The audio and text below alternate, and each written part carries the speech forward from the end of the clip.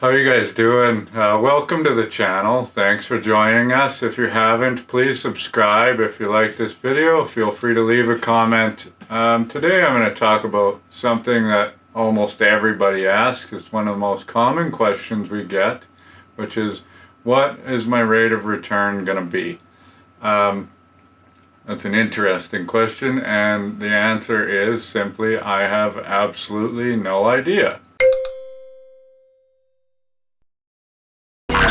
I mean, how am I supposed to know what your rate of return is going to be? Anybody that claims they know what your rate of return is lying to you, because we don't know.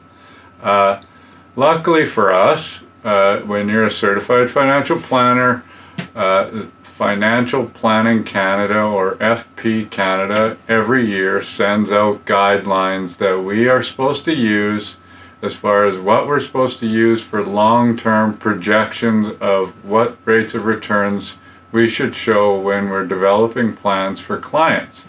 And these are very important because, I mean, in my world, I'm always showing clients lower rates of return that are expected than what we've gotten in the past, even what historically has happened in the past, because of two reasons. One, because this is what FP Canada tells me to use, and two, because I would rather err on the side of caution, and then when it comes down to retirement, or when we're getting closer and we look and we say, yay, we actually beat these projections, we're doing way better than we thought we were going to, that's fantastic, rather than the opposite where I'm like, let me get all your money and promise you that you're going to get 12% rates of return, and then you only get 5, and then you think you can retire, and then you're like, holy crap, I don't have near enough money.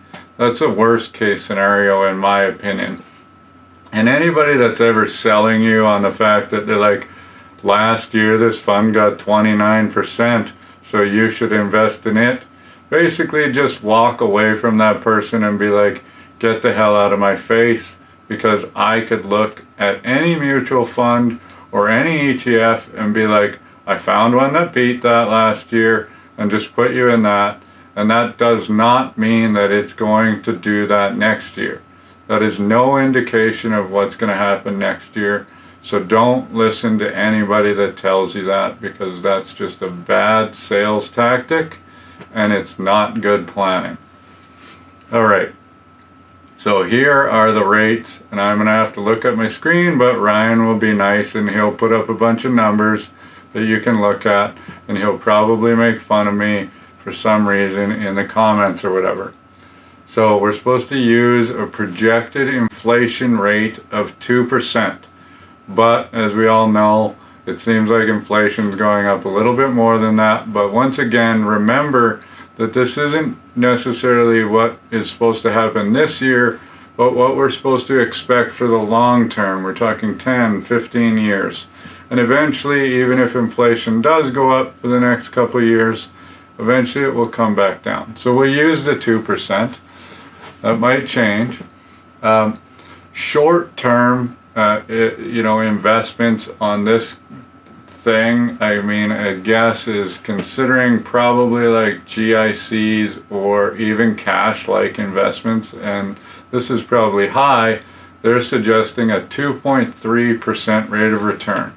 And remember, every single number that I'm giving you here is before fees.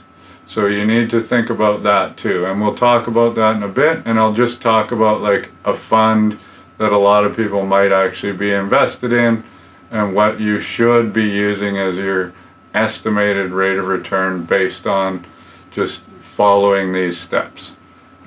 Fixed income, we're looking at a 2.7% rate of return. That's for bonds. Canadian equities, 6.2% rate of return minus fees. Foreign developed equities, so that's like the US, Europe, probably China, a little bit higher at 6.6%. And then emerging markets, they're going to say 7.8% rate of return we can expect minus fees. Now obviously, the more risk you're taking, the more volatility there's going to be, but generally speaking, equities outperform, fixed income. So, and, the States generally outperforms Canada, and emerging markets generally outperform the States, and that's what they're expecting. So now I just want to look at a mutual fund. So today we're going to look at the CIBC Balanced Fund Class A. And first we have to look at the fees that are involved with this fund. So the MER on this fund is 2.30%, and then the TER, the trading expense ratio, is 0.06%. So the total fees for this entire fund are 2.36%. So now we're going to break down what this fund is invested in, and then we're going to say, okay, we can expect that rate of return on that chunk minus the 2.36%. And we're going to calculate it all out and show you what you should be expecting as far as a projected rate of return for a fund like this. And all mutual funds in this range are going to be close to this. So this is like a balanced mutual fund. They're going to be close to this, and then you're just going to minus off the fee. So the Canadian equity portion of this fund is 38.9%. The US equity is 11.65. The international equity is 6.26, which isn't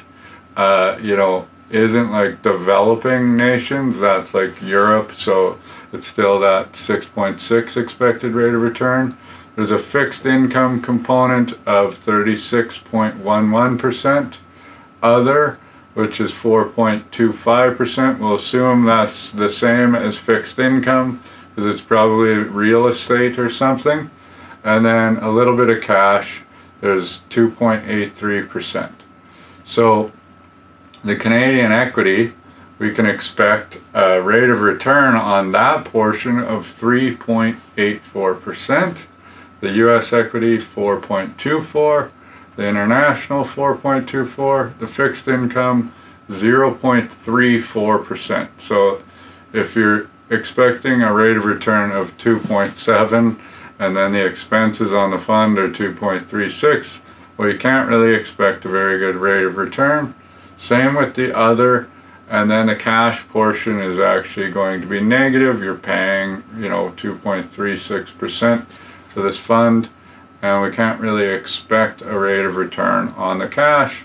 So there's a minus 0.07% expected rate of return because we've got that 2.3. So anyway, I may have screwed that up, but anyways, maybe Ryan will figure it out when he writes it.